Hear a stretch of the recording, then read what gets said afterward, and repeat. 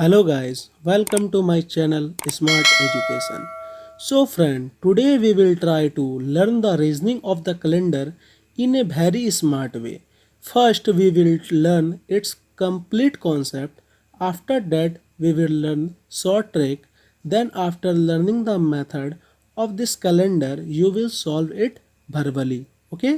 क्योंकि देखिए अगर आप पहले इसकी कॉन्सेप्ट को नहीं सीखेंगे तो शॉर्ट ट्रिक्स से या वर्बली सॉल्व नहीं कर पाएंगे और साथ ही मेरे कॉन्सेप्ट में किसी भी तरह का कोड यूज़ नहीं किया जाएगा. Yes, no code of any kind will be used. So let's start topic. तो देखिए गाइस, हमारे कैलेंडर में 1 ईयर होते हैं और 1 ईयर में कितने तो 12 मंथ होते हैं. ठीक है, और 12 मंथ में कितने 52 वीक होते हैं और 1 ईयर में 365 डेज होते हैं और साथ में एक 366 डेज होते हैं जिसे लीप ईयर कहा जाता है.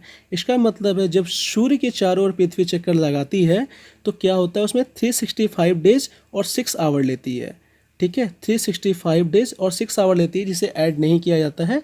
तो जब फर्स्ट ईयर में 6 आवर ली, सेकेंड ईयर में भी 6 आवर लेगी, थर्ड ईयर में भी 6 आवर एक्स्ट्रा लेगी, फोर्थ ईयर में भी 6 आवर एक्स्ट्रा लेगी, तो टोटल कितने हो गए 24 आवर. ठीक है, जब 24 आवर हो गए तो ये क्या होता है कि 4 साल में जब 4 साल में 6 आवर 6 आवर 6 आवर 6 आवर को जोड़ दिया जाए 24 आवर मतलब 1 डे हो गया, तो वो फिर क्या हो जाता है लीप ईयर हो जाता है जो 366 डेज का होता है, जो फरवरी के महीने में जोड़ दिया जाता है. इसलिए फरवरी 29 तारीख की होती है, 29 डेट की होती है हर 4 साल में एक बार. ठीक है, तो इसलिए 366 जो होते हैं वो क्या होते हैं लीप ईयर. और देखिए जब 365 को 7 से डिवाइड करेंगे तो उसमें 52 वीक आएगा और 1 ऑड डे बचेगा. जब 366 को 7 से डिवाइड करेंगे तो उसमें क्या होगा 52 वीक ही आएगा, लेकिन ऑड डे कितने बचेंगे 2 बचेंगे. इसका मतलब है कि 365 एक सिंपल ईयर है जिसमें 1 ऑड डे होते हैं और 365 एक लीप ईयर जिसमें 2 ऑड डे होते हैं. ओके, और साथ ही गाइस देखिए अगर कोई भी ईयर 4 से डिवाइड हो जाएगा तो वह लीप ईयर होता है, अगर नहीं होगा तो वह लीप ईयर नहीं होगा.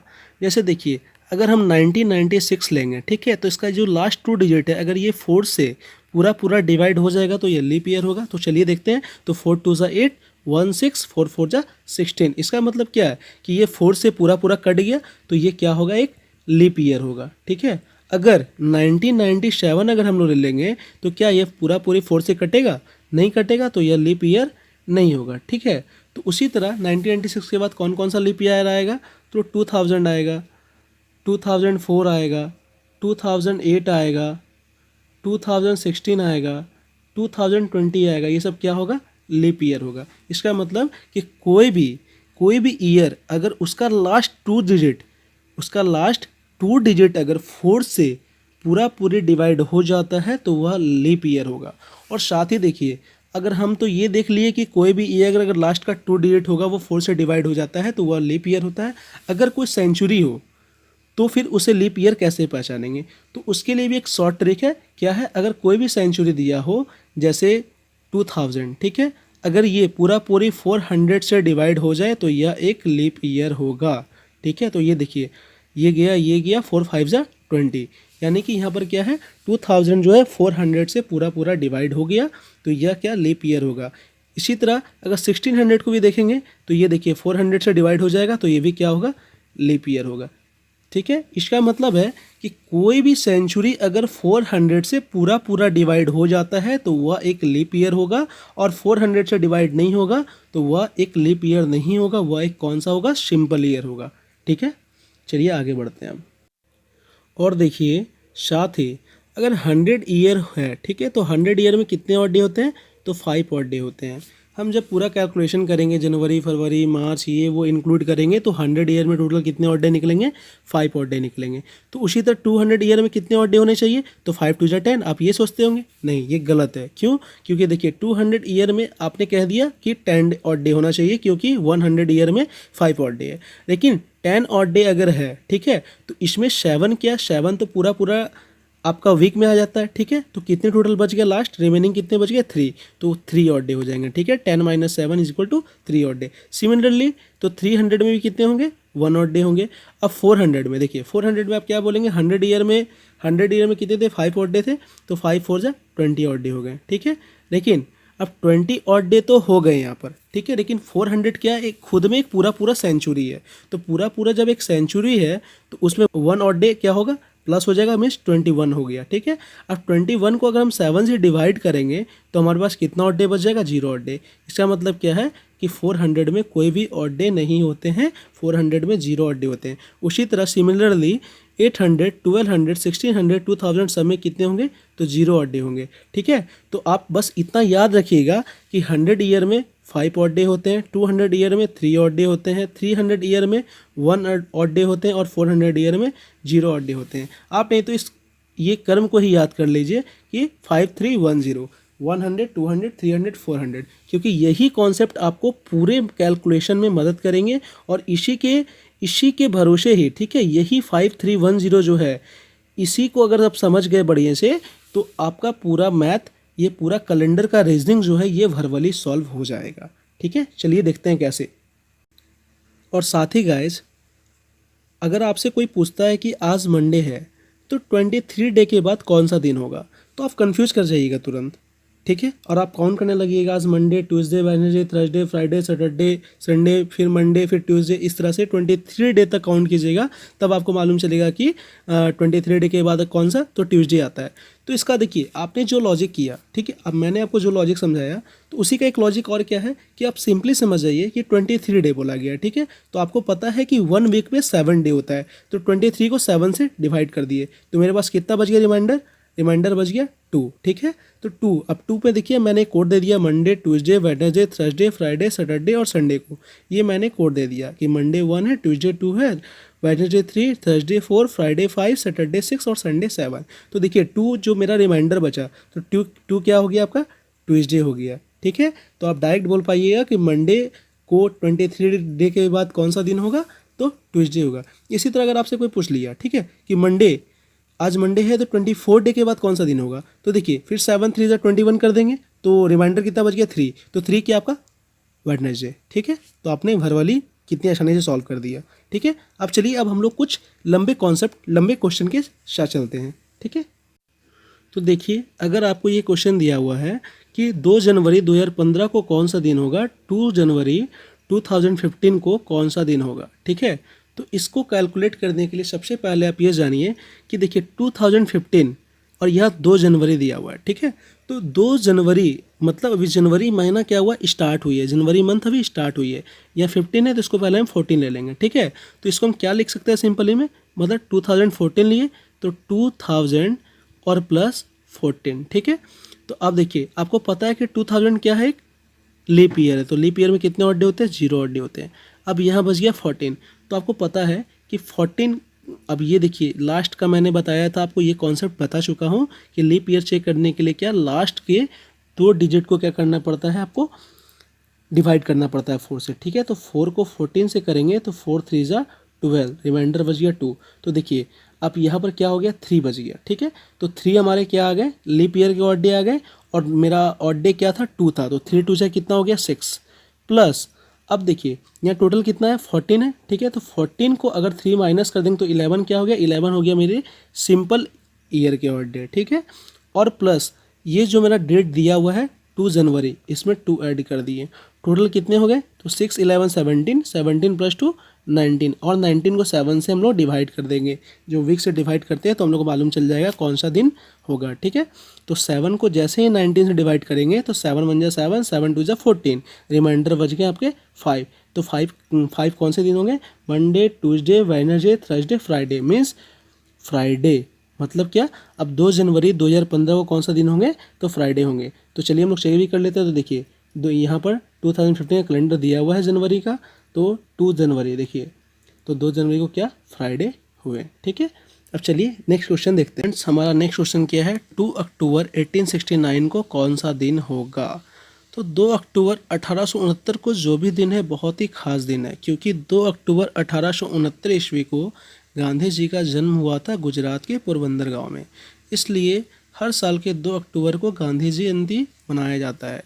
तो मेरा पहला प्रोसेस क्या था कि इसको मैंने क्या किया था, 1 माइनस कर दिया था 1868, तो इसको कैसे लिखेंगे, 1600 प्लस 200 प्लस 68, ठीक है। तो 1600 में कितने ऑड डे होंगे, 0 होंगे, प्लस 200 में कितने ऑड डे होंगे, तो 3 होंगे, प्लस 68। तो 68 को सबसे पहले क्या करेंगे, 4 से डिवाइड कर देंगे, ठीक है। तो 4 से अगर डिवाइड करेंगे तो 4 1 जा 4, 2 8, 4 7 जा 28, पूरा पूरी कट गया। यहाँ बच गया 17। तो 17 में लीप ईयर में कितने ऑड डे होते हैं, 2, तो 17 × 2 कितना हो गया, 34, प्लस अब 68 में 70 माइनस कर देंगे, 68 में 17 माइनस अगर कर देंगे कितने बच जाएंगे, 51, ठीक है। तो यहाँ पर 50 सिंपल ईयर के ऑड डे हो गए। तो टोटल कितने हो गए, 88, ठीक है। अब टोटल 88 हो गए। तो अब देखिए, अगर अब तो मुझे मंथ का भी ऑड डे निकालना होगा, तो मैं अगर इस तरह से निकालूंगा, जनवरी का ऑड डे, फिर फरवरी का ऑड डे, फिर मार्च का, इस तरह अक्टूबर जाएंगे तो बहुत लंबा लग जाएगा। इसलिए मैं ऐसे क्या करूँगा, उल्टा करूँगा, सबसे पहले दिसंबर का लूँगा। तो दिसंबर में क्या 31 होते हैं, ठीक है। दिसंबर के बाद क्या होता है, फिर नवंबर में 30 होते हैं। और यहाँ पर देखिए 2 अक्टूबर तक ले लिया गया है, इसलिए इसमें 29 डे लेंगे। तो टोटल कितने हो गए आपके यहाँ पर, 31 + 30 + 29 = 90 डे, ठीक है। अब 365 में अगर 90 डिवाइड करेंगे तो कितना बचेगा, 275, ठीक है। अब 275 को अगर 7 से डिवाइड करेंगे, ठीक है, तो 7 से डिवाइड करेंगे कितना बचेगा, 7 3 जा 21, यहाँ बच गया 6 और 5, 7 9 जा 63, तो कितने बच गए यहाँ पर, 2 ऑड डे बच गए, प्लस 2 = कितने हो गए, 90, ठीक है। तो यहाँ पर 90 हो गए। तो यहाँ पर कितने बच गए, 2 ऑड डे बच गए थे, इसलिए 88 + 2 कितने हो गए, 90 हो गए। अब 90 हो गए तो 90 को 7 से डिवाइड करेंगे तो कितने बच जाएंगे, तो देखिए 7 को जैसे 90 डिवाइड करेंगे तो यहाँ पर क्या हो गया, 7 1 जा 7, ठीक है। यहाँ बच गया 2 0, 7 2 जा 14, मीन्स 6 रिमाइंडर बच जाते हैं। तो 6 रिमाइंडर, तो 6 रिमाइंडर मतलब Monday, Tuesday, Wednesday, Thursday, Friday, Saturday, ठीक है। तो 2 अक्टूबर 1869 को कौन सा दिन था, शनिवार था, ठीक है। तो ये रहा आपका 2 अक्टूबर 1869 को कौन सा दिन था, तो ये देखिए यहाँ पर शनिवार था, ठीक है। चलिए आगे चलते हैं।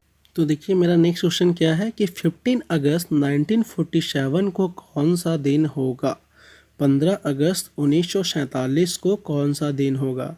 और आपको पता है कि हमारा भारत भी 15 अगस्त 1947 को ही आज़ाद हुआ था।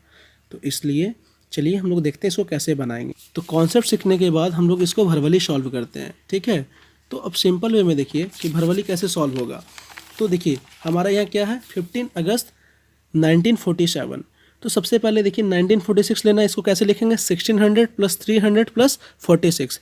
तो 1600 में कितने होते हैं ऑड डे, तो 0 होते हैं, प्लस 300, 1600 + 300, 300 में कितने ऑड डे होते हैं, 1 होते हैं, प्लस 46। अब 46 को अगर 4 से डिवाइड करेंगे तो 4 से 11 बार में जाएगा 44, तो रिमाइंडर कितने बचेंगे, 2। तो 11 गया, तो 11 × 2 ऑड डे हो गए लीप ईयर के, 11 × 2 22 हो गए, ठीक है। और प्लस अब यहाँ पर क्या है, 46 में 11 अगर माइनस गए तो कितने बचे, 35 हो गए सिंपल ईयर के, ठीक है। अब यहाँ एक कॉन्सेप्ट आपको मैं और समझाना चाहूँगा कि अगर देखिए हम अगर बार बार, ठीक है, जैसे जनवरी के 31 काउंट करेंगे, फिर फरवरी के 28 काउंट करेंगे, फिर मार्च के 31 काउंट करेंगे, इस तरह काउंट करते हुए जाएंगे अगस्त तक, फिर उसको ऐड करेंगे, उसके बाद फिर उससे ऑड डे निकालेंगे, तो बहुत लंबा कॉन्सेप्ट हो जाता है, ठीक है। तो इसके लिए डायरेक्ट क्या है कि डायरेक्ट फार्मूला ये है, देखिए मैं जनवरी होता है, ठीक है। तो जनवरी में टोटल कितने दिन होते हैं, 31 डे। अब 31 डे को सिंपली 7 से डिवाइड कर देंगे, तो 7 4 जा 28, तो कितने बच गए ऑड डे, 3 बच गए, ठीक है। तो फरवरी में कितने हो जाएंगे इसी तरह, 7 4 जा 28, तो 0 बच गए। मार्च में कितने हो गए, तो मार्च में 3 हो गए। अप्रैल में कितने हो गए, 2 हो गए। मई में कितने हो गए, 3 हो गए। जून में कितने हो गए, 2 हो गए। जुलाई में कितने हो गए, 3 हो गए। और 15 अगस्त को 15 तो लेना ही है, ठीक है। तो अब इसको टोटल ऐड कर देंगे अगर हम लोग, तो ठीक है, 3 3 6 2 8 3 11 2 13 13 और 3 16 16 और 15 कितने हो गए, तो 31, ठीक है। तो यहाँ प्लस 31 कर दिए। अब इसको ऐड कर दीजिए, तो 22 + 1 23, 23 और प्लस इधर हो गया आपका 35 + 31, ठीक है। तो टोटल कितने हो गए, 89। अब 89 को 7 से डिवाइड कर दीजिए, 7 सिंपली 89 को 7 से डिवाइड कर दीजिए, तो 7 1 जा 7 19, 7 2 ज़ा 14, इसमें कितने बच गए 5 रिमाइंडर बच गए, ठीक है। तो Monday, Tuesday, Wednesday, Thursday, Friday, तो 15 अगस्त 1947 को कौन सा दिन होगा, तो फ्राइडे होगा, ठीक है। उसी तरह आप 26 जनवरी 2020 को कौन सा दिन होगा, 31 मई 2019 को कौन सा दिन होगा, ये सब आप सॉल्व कीजिएगा और मुझे कमेंट सेक्शन में इसका आंसर दीजिएगा, ठीक है। उसी तरह 26 जनवरी 2019 को, ठीक है, सैटरडे था, तो 26 जनवरी 2019 को कौन सा दिन होगा, इसको भी इसी प्रोसेस में आपको सॉल्व करना है और इसका भी आंसर आपको कमेंट सेक्शन में देना है। और गाइस, अगर आपको मेरी वीडियो अच्छी लगी हो, ठीक है, मैं ज़्यादा से ज़्यादा कोशिश की आपको समझाने का। अगर मेरी वीडियो आपको अच्छी लगी हो, मेरी कॉन्सेप्ट समझ में आई हो, तो प्लीज़ मेरे चैनल को सब्सक्राइब, लाइक ज़रूर कर दीजिएगा और कम से कम 5 लोगों को शेयर ज़रूर कीजिएगा। Thank you and have a nice day. Keep loving, keep sharing.